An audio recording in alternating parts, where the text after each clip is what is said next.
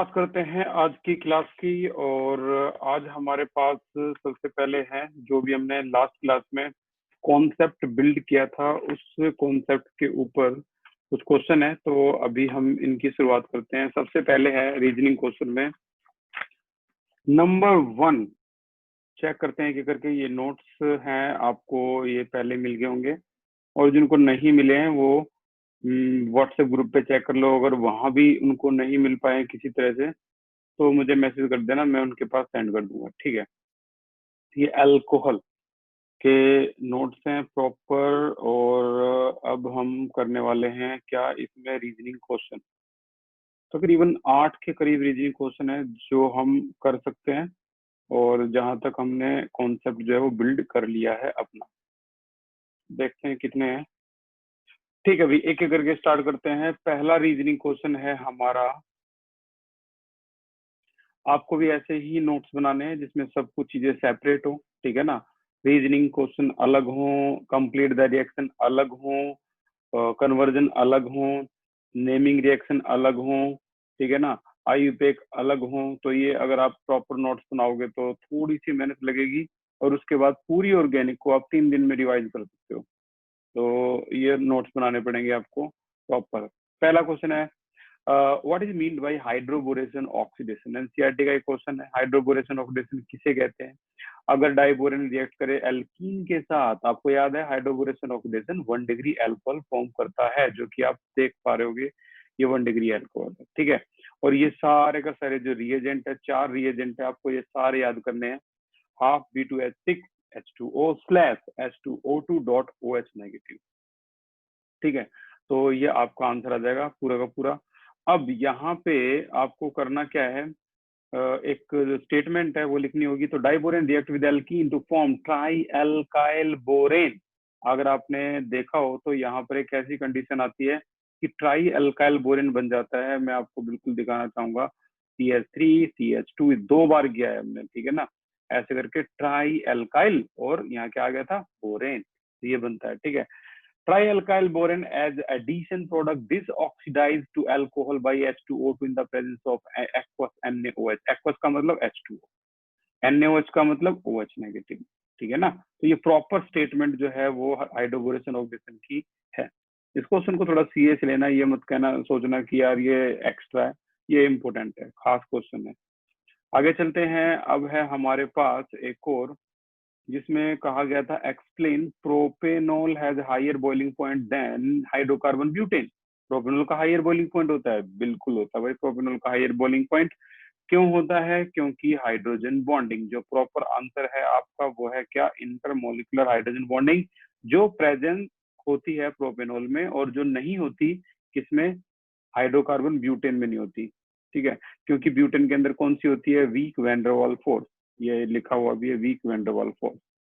ठीक है, और ये डायग्राम में आपको ये C3H7OH ये आपका प्रोपेनॉल है, इसको इस तरीके से हाइड्रोजन बॉन्डिंग में रिप्रेजेंट किया है। तो नोट्स तो देखो कमाल के हैं, 97 आए थे इस लड़की के। ठीक है, तो उम्मीद है आपके भी इससे भी ज्यादा है, 98 99 100। अगला क्वेश्चन है अल्कोहल। अल्कोहल जो है are comparatively more soluble in water than hydrocarbon. ठीक है, of comparable molecular mass. Answer क्या है, आंसर वही अगेन कनेक्टिविटी इश्यू था इसमें। कोई नहीं, फिर से स्टार्ट करते हैं। यहाँ पे जैसे कि मैंने बताया है कि अल्कोहल जो है वो comparatively more soluble in water में, ये भी डिस्कस हुआ था हमारा। और रीजन जो है इसका भी वो क्या है, हाइड्रोजन बॉन्डिंग जो अल्कोहल फॉर्म करता है विद वाटर।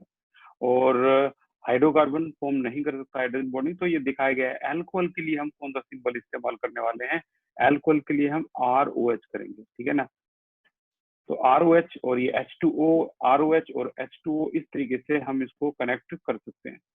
तो अभी जो है अगला क्वेश्चन जो है इसमें वो है हमारा कौन सा, गिव रीजन। आपको रीजन बताना है कि give reason for the higher boiling point of ethanol comparison to methoxymethane. मतलब बॉइलिंग पॉइंट इथेनॉल का है वो हायर है, किसके कंपैरिजन है, मिथॉक्सीमीथेन। तीसरा रीजन फिर से वही हाइड्रोजन बॉन्डिंग। इथेनॉल जो है वो इंटरमोलिकुलर हाइड्रोजन बॉन्डिंग फॉर्म कर सकता है, क्या मिथॉक्सीमिथेन भी हाइड्रोजन बॉन्डिंग फॉर्म कर सकता है? यस, लेकिन वाटर के साथ, अपने साथ नहीं। और अपने साथ कौन सी बॉन्डिंग फॉर्म करेगा? वीक डाइपोल डाइपोल इंटरेक्शन, ठीक है। तो methoxymethane does not form hydrogen bonding, hence ethanol का हाईली बॉइलिंग पॉइंट होगा देन मिथॉक्सीमिथेन। तो ये बात कई बार रिपीट होगी है आपकी, और उम्मीद है आपको समझ में आगे भी होगी। और आगे चलते हैं। अब है हमारे पास अगला रीजनिंग क्वेश्चन। ये है हमारा अगला रीजनिंग क्वेश्चन। कौन सा? Arrange the following set of compound increasing boiling point. कल की क्लास में हो चुका है ये इंक्रीजिंग बॉइलिंग पॉइंट। तो pentane 1 all, butane 1 all, butane 2 all. यहाँ इश्यू कौन सा था? बॉइलिंग पॉइंट डायरेक्टली प्रोपोर्शनल है मॉलिक्यूलर मास के, बॉइलिंग पॉइंट इनवर्सली प्रोपोर्शनल है ब्रांचिंग के, ठीक है ना। तो ये हो गया था। और इस क्वेश्चन की तो खैर कितनी भी तारीफ कर लो कम है, मोस्ट इंपोर्टेंट। ये बार बार बोल रहा हूँ मैं, अगले चैप्टर में फिर आ जाएगा ये क्वेश्चन। एल्कोहल, हाइड्रोकार्बन, एल्डिहाइड और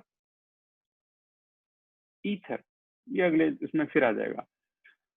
अगेन अगेन क्वेश्चन जो प्री बोर्ड बोर्ड में दोनों में आ चुका है, ये है आपका अगला क्वेश्चन। क्या? ऐसी दो रिएक्शन देकर बताओ, ऐसी दो रिएक्शन, गिव टू रिएक्शन जो ये प्रूव करती हैं कि एसिडिक नेचर होता है फिनोल का, compare to the acidic nature. और ये भी कंपेयर करना है कि फिनोल का इथेनॉल के कंपैरिजन में एसिडिटी क्या होगी। तो यहाँ है हमारे पास ये दो रिएक्शन। बेंजीन के ऊपर OH NaOH डाल दो तब भी ये ONA बनाएगा, और जो यहाँ से चीज निकलेगी वो क्या होगी? Half H2। यहाँ से भी हाफ H2। तो ये दोनों चीजें प्रूव करती हैं ये बेस है, ये बेस है, तो जाहिर सी बात है ये हिस्सा क्या हो जाएगा आपका? एसिडिक। तो ये प्रूव करती है। अच्छा, अब कंपेयर करते हैं किसको? फिनोल को एल्कोहल के साथ। देखो, phenol is more acidic than acidity of, अगर फिनोल देखें तो acidity of phenol is more than ethanol. This is because phenoxide ion left after the loss of H positive ion is stabilised by resonance. और आपको ये resonance बनाना आना ही चाहिए, ठीक है ना। हालांकि 70% स्टूडेंट जो हैं उन्होंने ये चीजें ना 11th क्लास में ही बिल्कुल अच्छी तरह सीख ली थी। मैंने देखा था क्लास में ही, मैंने होमवर्क दिया था और क्लास में ही उन्होंने बच्चों ने वो होमवर्क कंप्लीट कर दिया था। तो देखा था कई बच्चों ने बहुत अच्छी ये पहली बनानी सीख ली थी। तो जिन्होंने नहीं सीखी वो सीख लो। Arrange the following compound in increasing order of acidic strength, ये आज का क्वेश्चन है, ठीक है ना। अरेंज करना है हमें ये compound increasing order of acidic strength. चलो इसके साथ खेलते हैं, हालांकि हम कल इसको कर चुके हैं। क्या है ये आपकी एनसीईआरटी का ये वाला क्वेश्चन है। आपकी एनसीईआरटी एक्सरसाइज तो नहीं है, ये प्रॉब्लम है। तो मैं दिखा देता हूँ एग्जाम्पल 11.4 पेज नंबर 329। तो ये है आपका पेज नंबर 329 पे। 329 पे आज भी बहुत खास चीजें हैं जो होंगी, ये तो ये लगा लो कल की चीजें कर रहे हैं हम। ये वाला क्वेश्चन है, ठीक है। यहाँ पर क्या कहा गया है कि increasing order of acidic strength में लिखकर दिखाओ कौन सा ज्यादा एसिडिक है, कौन सा कम एसिडिक है। तो कहानी बिल्कुल समझाने के लिए मैं आपको इनकी डायग्राम बनाऊंगा। प्रोपेन 1 ऑल, ठीक है। तो भाई ये है आपका propane 1 all, CH3 CH2 CH2OH। Next है 2,4,6 ट्राइनाइट्रोफिनॉल, 2,4,6 ट्राइनाइट्रोफिनॉल। OH है यहाँ पर फिनॉल, और ये 2,4,6 ट्राइनाइट्रोफिनॉल। अगला है आपका क्या? 3 नाइट्रोफिनॉल। ओके, तो ये है आपका 3 नाइट्रोफिनॉल। Benzene 1 2 3 3 nitrophenol. अगला है आपका, ये भी हो गया 3,5 डाइनाइट्रोफिनॉल। तो ये है आपका 3,5 डाइनाइट्रोफिनॉल। Phenol 1 2 3 4 5 3,5 dinitrophenol. और अगला है आपका फिनॉल, जस्ट फिनॉल, फिर 4 मिथाइल फिनॉल। तो यहाँ है आपका ये जस्ट फिनॉल, बेंजीन के ऊपर OH। और फिर है आपका 4 मिथाइल 4 मिथाइल 4 मिथाइल, ये CH3 आ गया। 1 2 3 4 मिथाइल फिनॉल। चलो, तो मैं इस पे मार्किंग कर देता हूँ। हमारे पास 5 ऑप्शन है, वो A B C D E F। ठीक है। तो देखो, चीटिंग तो इसमें करके अपना नुकसान तो खैर क्यों करोगे आप, चीटिंग करके कुछ भी नहीं कर सकते यहाँ पर, ठीक है ना। एक दो बार तुम बता दोगे तो उससे क्या आपकी कोई वैल्यू नहीं होती, आप अपनी नजरों में कभी नहीं जीत पाओगे उसमें।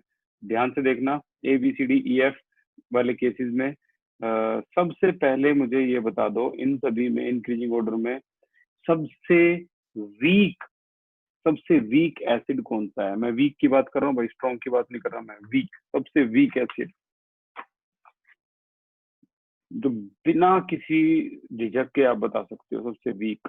रोहित देखते हैं, रोहित बताइए। सर ए, क्योंकि वो अल्कोहल है और बाकी वो बस मतलब उसमें अल्काइल ग्रुप है और बाकी सब में बेंजीन है। जतिन आपके हिसाब से? Sir F. विपिन आपके हिसाब से? विपिन आपके हिसाब से? भानु आपके हिसाब से? सर ए। जतिन आपके हिसाब से? जतिन आपके हिसाब से? सर सबसे वीक ए। वैशाली आपके हिसाब से? सर ए। यशिका आपके हिसाब से? Sir A. Very good. देखो, यहाँ पे एक कमाल का कंपटीशन था बच्चों के बीच में, किसी ने कहा कि ए है और किसी ने कहा कि एफ है। तो भाई देखो, जिन्होंने एफ कहा है बहुत एक्सपर्ट हैं, उन्हें मैं फादर ऑफ ऑर्गेनिक केमिस्ट्री मानता हूँ। जिन्होंने मतलब बहुत मेहनत से इतना कर लिया। देखो, अपने अंदर किसी चीज का ना ईगो मत रखना। अगर आप ईगो रखते हो और ये सोचते हो ठीक है यार, ये तो अब मैं तो फादर ऑफ ऑर्गेनिक केमिस्ट्री हो गया और अब ये सारी चीजें तो मेरे से दूर है, बड़े आसानी से कर देंगे, ये गलत है। क्या बता दिया आपने, एफ ही है। और मैंने इसीलिए पूछा था सबसे वीक कौन है, मुझे पता था कई एफ में फंसेंगे। याद रखना, इसमें जो सबसे वीक एसिडिक है वो आपका ए है, क्योंकि ए जो है वो एल्काइल है। और बेंजीन वाले जितने भी होते हैं ना, देखो मैंने शुरू में एक कॉन्सेप्ट बिल्डअप किया था आपके माइंड में कि अल्कोहल और फिनोल में ज्यादा एसिडिक कौन है, तो आपने क्या कहा था, फिनोल। यानी बेंजीन की रिंग वाले हमेशा हमेशा ज्यादा एसिडिक होंगे, और ये लंबी चेन वाले जो अल्कोहल हैं वो हमेशा वीक होंगे। तो यहाँ जैसे ही आपके सामने ये क्वेश्चन आया, बोर्ड में भी आया हुआ है, तो एक बात तो साफ हो जानी चाहिए, ये जो है इसको अलग कर दो और बाकी जितने भी रिंग वाले हैं वो अलग कर दो। रिंग वाले एक तरफ, चेन वाले एक तरफ। रिंग वाले ज्यादा एसिडिक होते हैं और चेन वाले तो गेम में है ही नहीं, इसको तो यहाँ लिख दो, ये तो हार गए। चेन वाले तो उसी टाइम हार गए। ये ए सबसे वीक है। अब बात आती है स्ट्रॉन्ग की। तो इन सभी में सबसे स्ट्रॉन्ग कौन सा है? रेज योर हैंड, सबसे स्ट्रॉन्ग। रोहित बताइए, रोहित बताइए।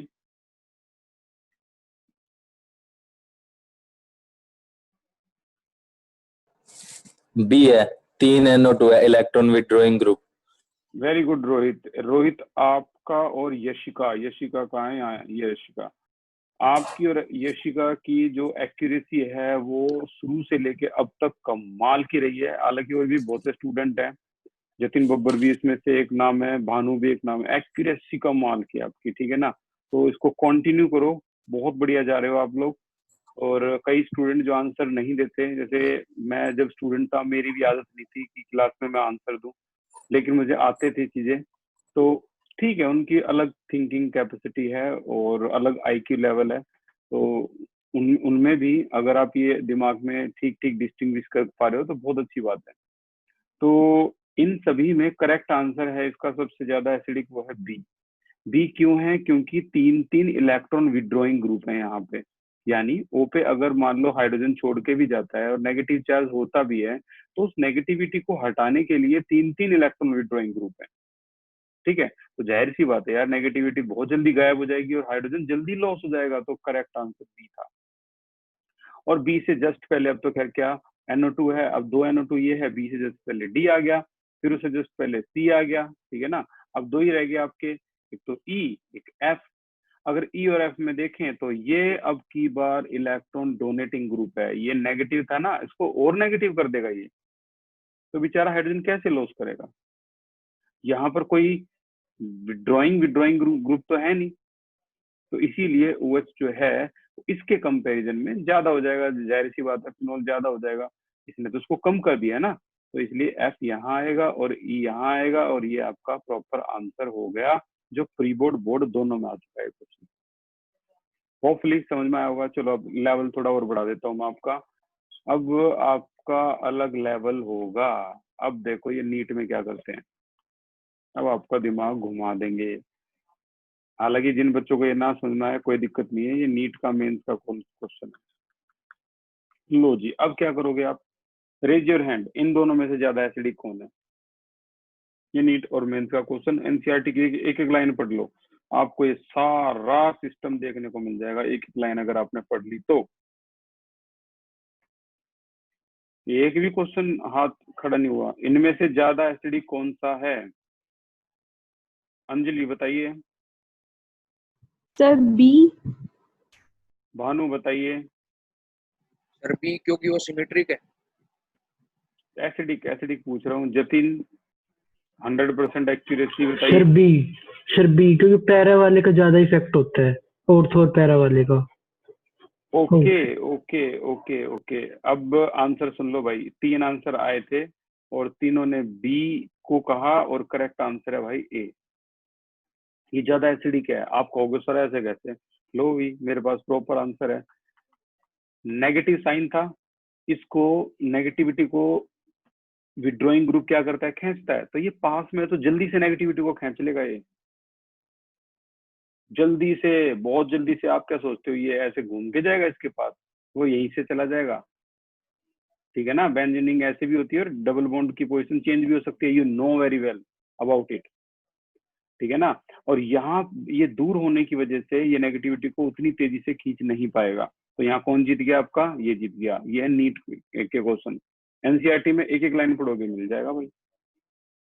ठीक है ना, हालांकि एक लाइन कोई सीबीएसई, अगर मैं तो सीबीएसई के लिए आपने हायर कर रखा हूँ, तो मैं तो आपको सीबीएसई में 98, 99, 100 के आसपास दिलवा दूंगा नंबर। ठीक है ना, तो ये थोड़ा लेवल ऊपर था आपका, ये ज्यादा एसिडिक होगा। ठीक है, चलो अब हम थोड़ा सा और डीप में जाते हैं, जल्दी से जो हमारा टारगेट है वो खत्म करते हैं, ताकि हम आज की नई चीजें भी सीख पाए। फिर से आ जाते हैं हम वहीं पे, ये हमारा हो गया खत्म। ओके ओके ओके ओके,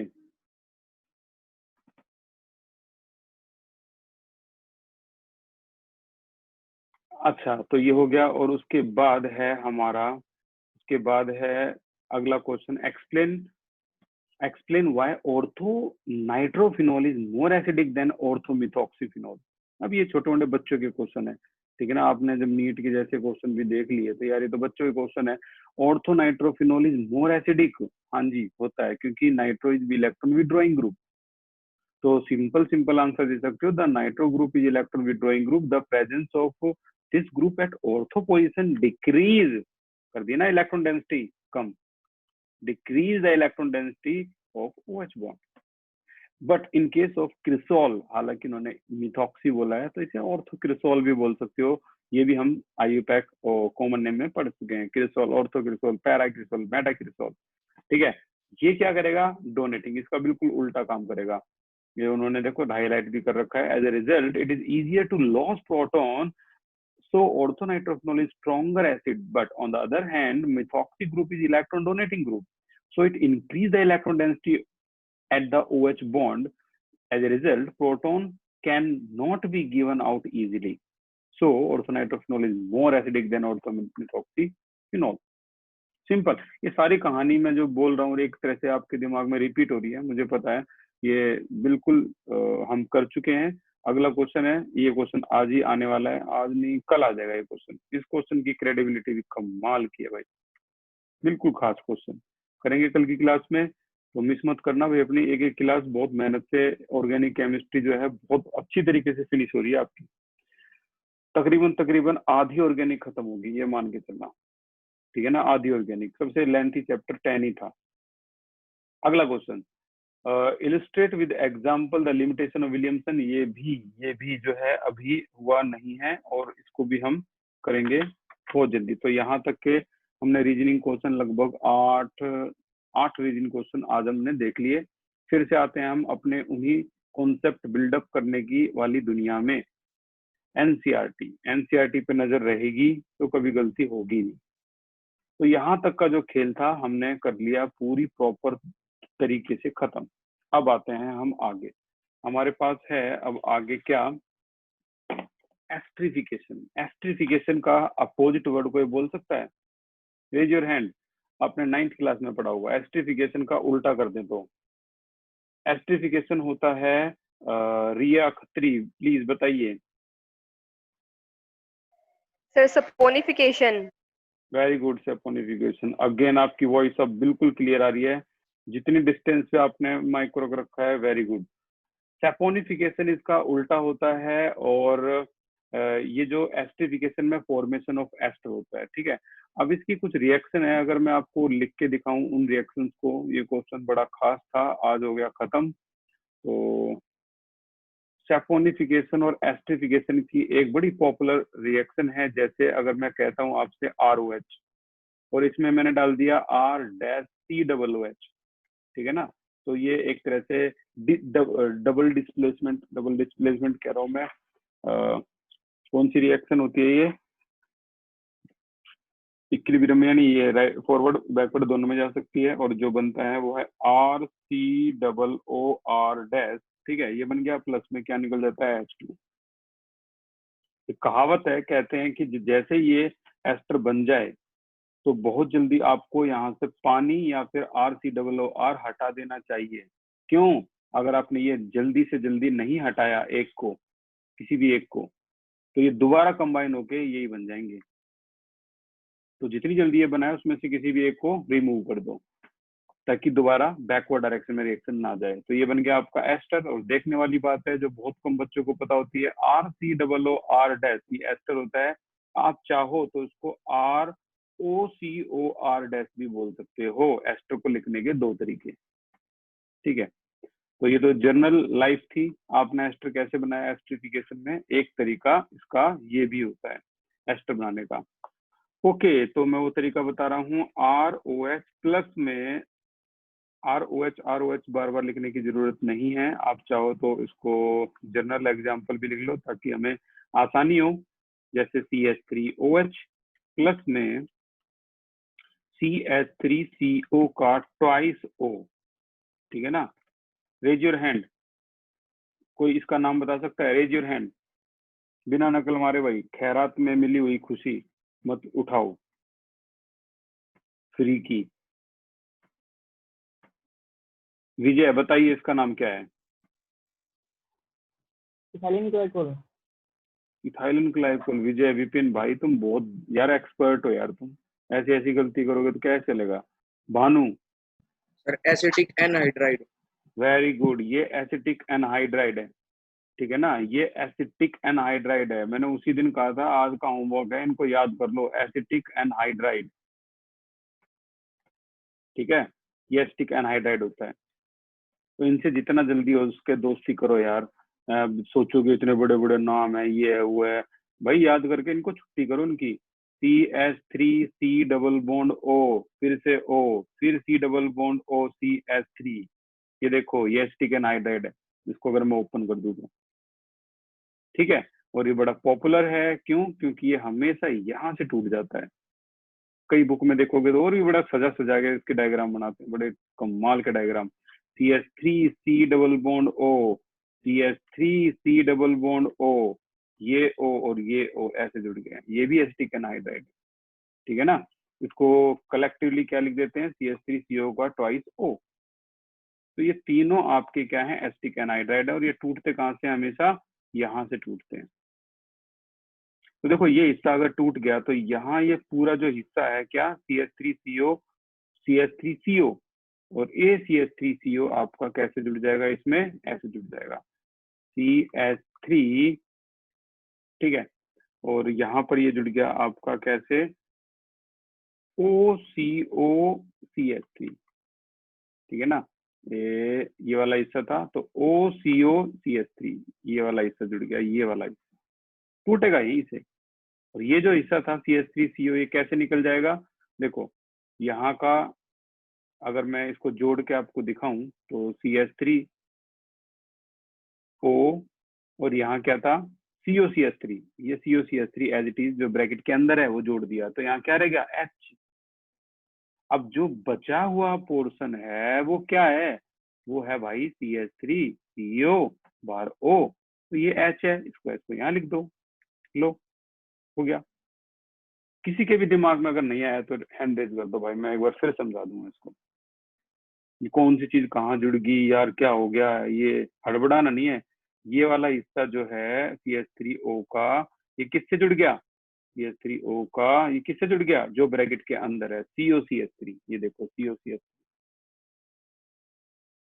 यहाँ क्या आ गया CH3, जो रह गया H जो है वो बचे हुए हिस्से से जोड़ दो, ये बन गया एसिटिक एसिड।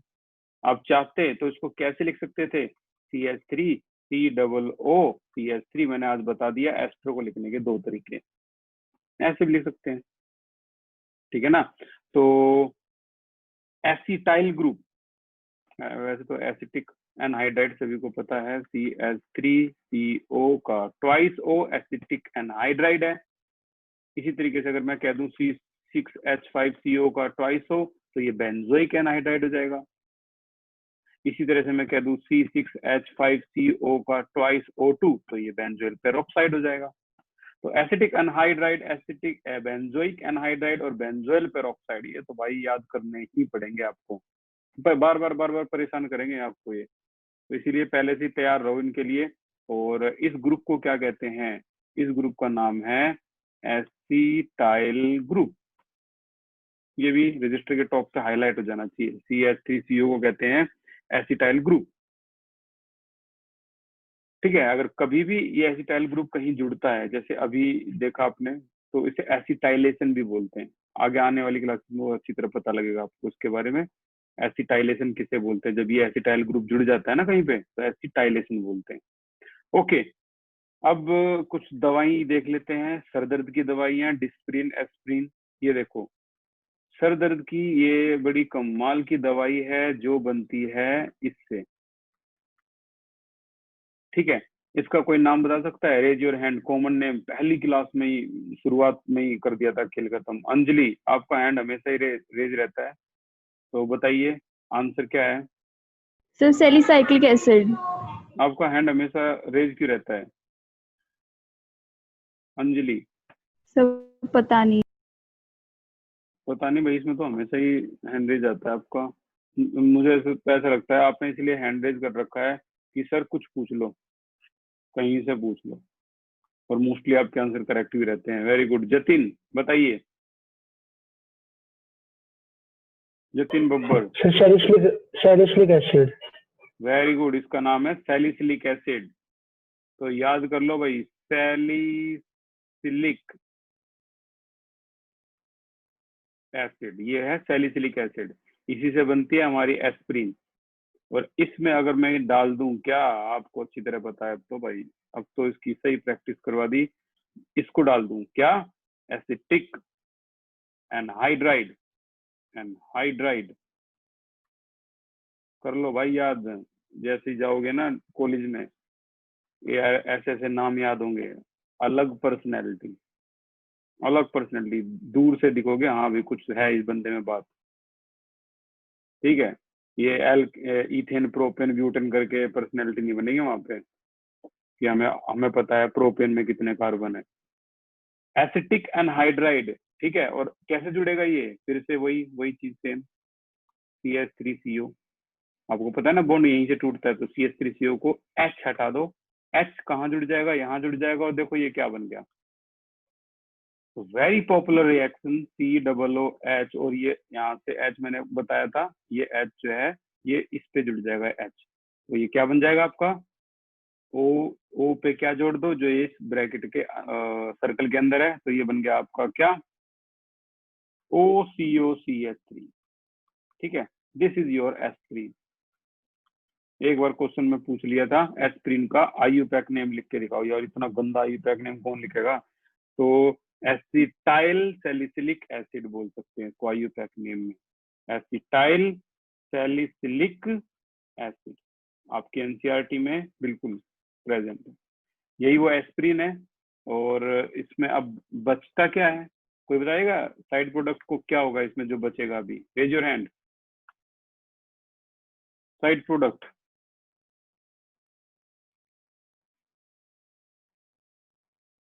भानु बताइए। CH3COOH। वेरी गुड, CH3COOH ये है आपका एसिटिक एसिड। ठीक है, ये है एसिटिक एसिड विनेगर, तो ये बनता है हमारा एसिटिक एसिड। चलो बताइए, जो ये एस्प्रिन है ये एक तो सर दर्द में खाई जाती है, ठीक है, और एक और भी इसका रोल है, एक और भी केस में इसको खा सकते हैं। बताइए क्या है ये? एक एनाल्जेसिक्स है, एनाल्जेसिक जो दर्द में खाई जाती है मेडिसिन, ठीक है। इसका एक और भी रोल है, बताइए और कहाँ आप किस केस में इसको खा सकते हो? और थोड़ा ध्यान में रखना भाई, ये जो चैप्टर था ना आपका जो रिड्यूस हुआ था, वो पहले तो रिड्यूस कर दिया गवर्नमेंट ने, अब कह रहे हैं कि हम जितना भी चैप्टर रिड्यूस हुए हैं उनको हम प्री बोर्ड में भी दे देंगे, तो अपने टीचर से कंसल्ट कर लेना भाई अच्छी तरह से। इसको तो चलो ये 16 चैप्टर को भी ऐड कर दिया इन्होंने। क्यों? क्योंकि अभी जो कोविड-19 है उसमें ये सारी मेडिसिन के बारे में नॉलेज होनी चाहिए, कितने एंटीबायोटिक होते हैं, कितने एंटी हिस्टामाइन, एंटी एलर्जिक, सारी की सारी, तो ये दोबारा ऐड कर रही है गवर्नमेंट इसे। तो इसको एक तो खाते हैं कहाँ, एनाल्जेसिक, एनाल्जेसिक, ठीक है। एक होता है इसे खाते हैं एंटीपायरेटिक, एंटीपायरेटिक, एंटीपायरेटिक का मतलब फीवर, इसे फीवर में भी लेते हैं, इसे बॉडी मतलब पेन में लेते हैं, ठीक है। और इसके अलावा एक और भी कंडीशन है जिसमें इस पे क्वेश्चन स्पेशल बनता है कि एस्प्रिन को हार्ट अटैक पेशेंट भी यूज करते हैं। क्यों? क्योंकि ये ब्लड क्लोटिंग को रोकता है, ब्लड को थिन कर देता है, तो हार्ट अटैक पेशेंट जो है वो भी इसका यूज करते हैं एस्प्रिन का। तीन है, ये सारे के सारे आ जाएंगे। एक तो एनाल्जेसिक, एंटीपायरेटिक, एंटी इंफ्लामेटरी में भी लिख रखा है इन्होंने तो एनसीईआरटी में, तो ये तीनों जगह इस्तेमाल होता है। आप अपना इसका सही ध्यान रखना। ये है आपकी वो रिएक्शन, रिएक्शन भी खास है, ठीक है। ये आपका ग्रुप है, इसे बोलते हैं एसिटाइल ग्रुप। ये एस्प्रिन, एनाल्जेसिक, एंटी इंफ्लामेटरी और एंटीपायरेटिक में इस्तेमाल होती है। ओके, तो कहानी को और आगे बढ़ाते हैं। अब हम ऐसी रिएक्शन पढ़ने वाले हैं जहां पर CO का बॉन्ड टूटेगा। अभी तक हमने कैसी रिएक्शन पढ़ी? वहां सारे बॉन्ड यहाँ से टूट रहे थे, आपने नोटिस नहीं किया? सारे बॉन्ड यहीं से टूट रहे थे। ये देख लो यहाँ से टूट रहा है, ये देख लो यहाँ से टूट रहा है, यहाँ से टूट रहा है, और ऊपर देखो हर जगह बॉन्ड यहीं से टूट रहे हैं। ONA आपको याद होगा, तो आपने देखा यहाँ पे इस तरीके से ONA, यहाँ से बॉन्ड टूट रहे हैं। लेकिन अब जो रिएक्शन आ रही है हमारे पास, वहां बॉन्ड ना कहाँ से टूट रहे हैं? CH3 CH2OH से टूट रहे हैं, यहाँ से टूट रहे हैं CO से। ऐसी भी रिएक्शन है, आपको ज्यादा मेहनत करने की जरूरत पड़ेगी नहीं इसमें। रिएक्शन विद हाइड्रोजन हैलाइड, ये भी करेंगे। पहले हम कर रहे हैं reaction with phosphorus try halide. जैसे एक एक करके इनकी करते हैं शुरुआत, और कल हम इस पे करेंगे क्वेश्चन, जितने भी आज हम पढ़ने वाले हैं अगले 10 मिनट में। तो भाई सबसे पहले अब हम जो इसकी केमिकल प्रॉपर्टी पढ़ते पढ़ते अब आए हैं, तो अगली जो केमिकल प्रॉपर्टी है वो है, केमिकल प्रॉपर्टी चल रही है, केमिकल प्रॉपर्टी में दूसरा सेक्शन, पहला सेक्शन खत्म हो गया, क्लीवेज ऑफ OH बॉन्ड, अब cleavage of CO bond. Reaction involving cleavage, टूटना, ऑफ CO बॉन्ड, ठीक है। यहाँ का इस बॉन्ड को टूटना इन अल्कोहल, अभी तो तुम्हें ऐसा लगेगा यार पता नहीं क्या क्या नई नई चीजें आ गई, अब तुम्हें फैमिली लगने लगेगी ये थोड़ी देर पहले, थोड़ी देर बाद। ये देखो OH, अगर मैं आपसे बोल दूं कि बताइए अगर मैं SOCl2 डाल दूं तो क्या बनेगा, तो आप क्या आंसर दोगे? Raise your hand. कुछ बताइए। सर OH हट के Cl आ जाएगा। OH हट के Cl आ गया, यानी आपने कौन सा बॉन्ड तोड़ दिया? CO बॉन्ड तोड़ दिया, ठीक है ना। CH3 CH2 और Cl, जो हम प्रीवियस चैप्टर में पढ़ चुके हैं। अच्छा, इसकी जगह और क्या डाल सकते थे? PCl5 PCl3, ये भी वही काम करता, यू नो वेरी वेल। एक तो ये रिएक्शन होगी, ठीक है। तो पहले पे लिख देता हूं मैं, रिएक्शन विद SOCl2। दूसरी पागी, रिएक्शन विद PCl3 या फिर PCl5, same case, CH3 CH2 OH, और यहाँ पर अब रख दिया यहाँ पर PCl5, और ये हिस्सा यहाँ से टूट गया CH3 CH2 और Cl।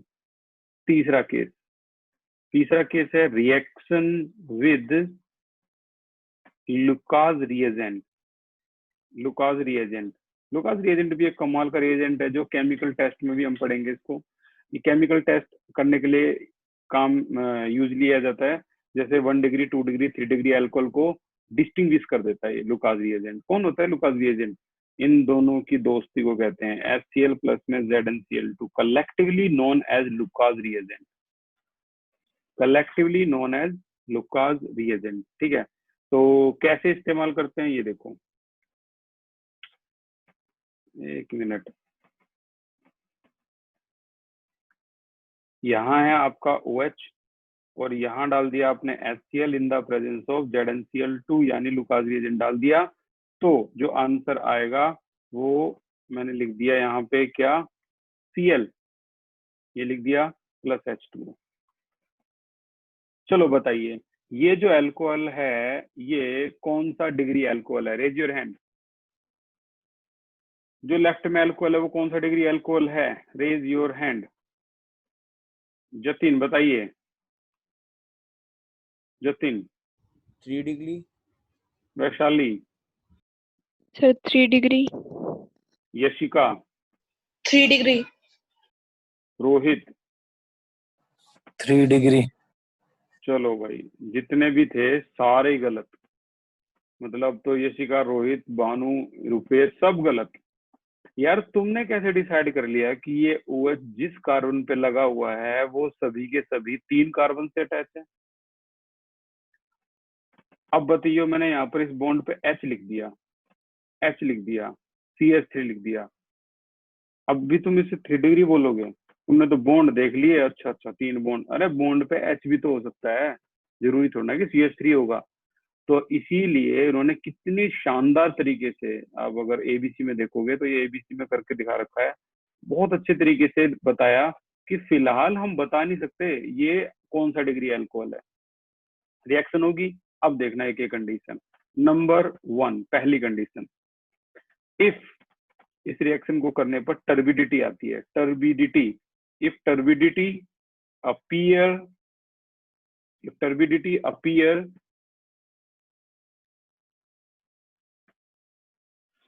इमीडिएटली, बहुत जल्दी आ जाती है टर्बिडिटी। डाला आपने रीजन, टर्बिडिटी आ गई, इट इज 3 डिग्री अल्कोहल, तो हम कह सकते हैं 3 डिग्री अल्कोहल है।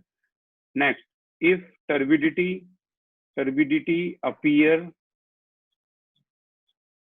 अपीयर इन 5 मिनट या आफ्टर 5 मिनट, टेस्ट ट्यूब को रख दो और 5 मिनट का वेट करो तो टर्बिडिटी आएगी, तो समझ जाओ ये 2 डिग्री अल्कोहल।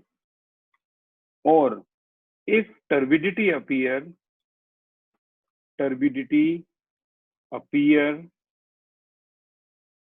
ऑन हीटिंग, आप रखे रहो 5 मिनट क्या 5 घंटे रख दो, टर्बिडिटी आएगी नहीं, तो ये 1 डिग्री अल्कोहल। अगर किसी को नहीं पता भाई टर्बिडिटी ये है क्या, ये टर्बिडिटी, ठीक है, तो भाई टर्बिडिटी के लिए मैं सिर्फ इतना ही कहूंगा, आप एक बार, एक मिनट मैं कोशिश करता हूँ। अब नेट पे लिखो टर्बिडिटी, टर्बिडिटी, और इमेज पे कर दो क्लिक। अब मैं टर्बिडिटी को कैसे समझाऊं भाई, ये तो टर्बिडिटी आप देख के ही समझ पाओगे। तो इन सभी में ये डायग्राम ज्यादा अच्छा है, तो यहाँ आप उम्मीद है देख पा रहे होगे।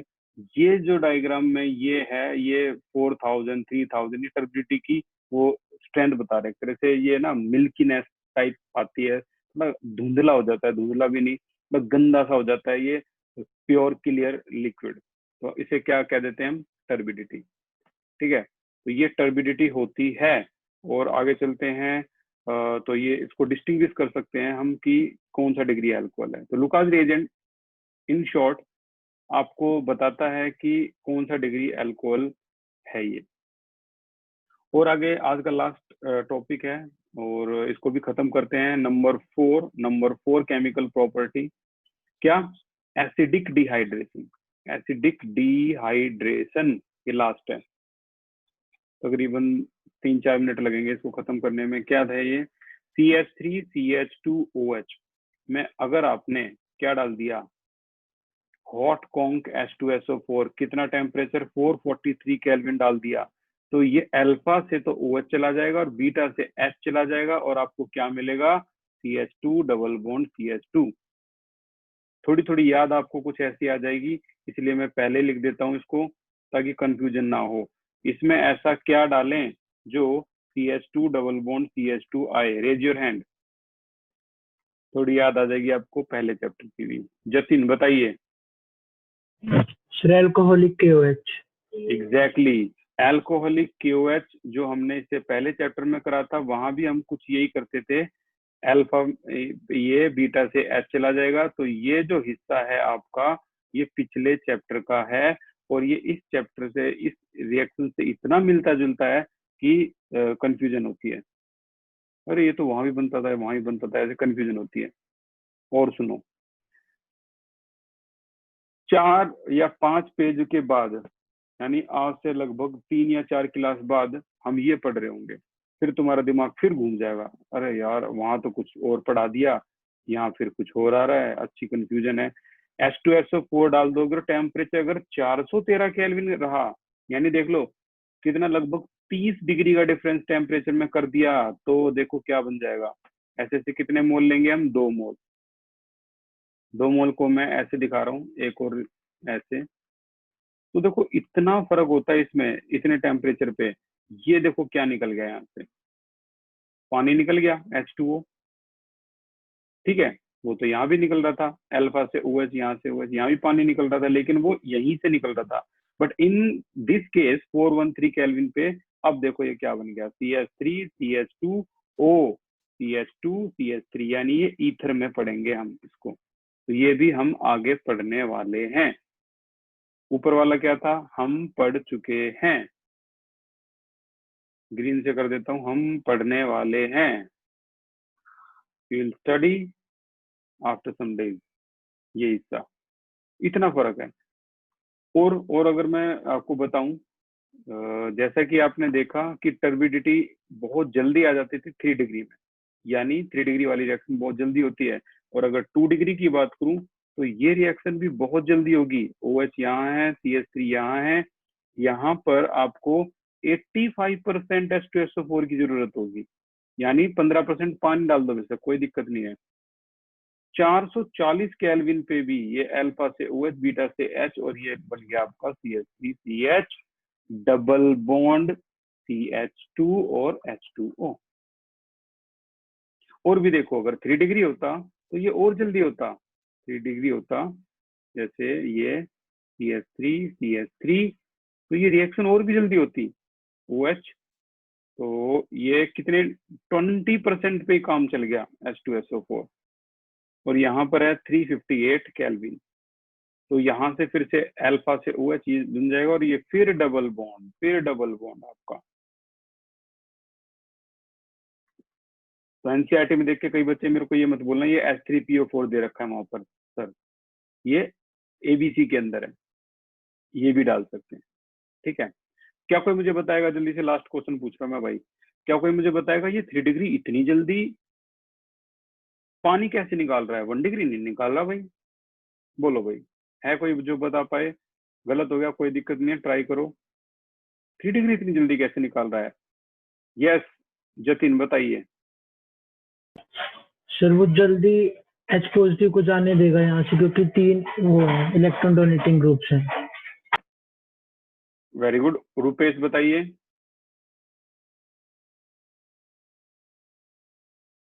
भाई करेक्ट आंसर है, करेक्ट आंसर है, वैसे तो ठीक ही बताया। देखो ये अब की बार H नहीं टूट रहा, अब की बार पूरा OH टूट रहा है अल्फा से, और बीटा से क्या टूट रहा है, H। तो पूरा OH टूटने का मतलब है यहाँ क्या चार्ज आएगा, पॉजिटिव, क्योंकि ये बॉन्ड ऐसे टूटेगा OH नेगेटिव, तो पॉजिटिव आएगा। और पॉजिटिव को न्यूट्रलाइज करने के लिए कितने भाई हैं, 3 भाई हैं, तो ये कार्बोकैटायन इजीली स्टेबलाइज हो जाता है 3 इलेक्ट्रॉन डोनेटिंग ग्रुप की वजह से, इसलिए ये जल्दी टूटता है, इसलिए बहुत जल्दी काम होता है इसमें, कम कंसंट्रेशन ऑफ H2SO4 पे भी तोड़ देगा ये। तो यहाँ होती है आज की क्लास खत्म, ठीक है ना। बहुत जल्दी हम ये पोर्शन भी खत्म कर देंगे, उस पर जितने भी क्वेश्चन है सारे खत्म करेंगे। Thank you so much for the class, take care.